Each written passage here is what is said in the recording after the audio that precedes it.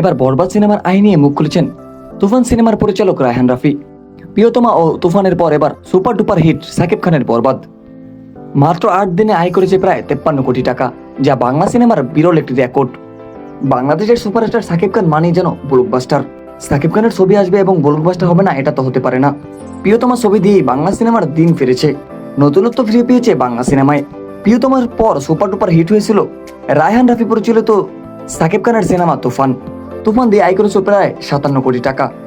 আর এই তুফানের 57 কোটি টাকার রেকর্ড ভেঙে দিতে চলেছে বরবাদ।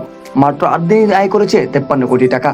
তাহলে নিঃসন্দেহে বলাই যায় আর কয়েকদিনের মধ্যেই তুফান সিনেমার রেকর্ডও ভেঙে ফেলবে বরবাদ। তাই তো বরবাদ সিনেমার আয় নিয়ে মুখ খুলেছেন রায়হান রাফি।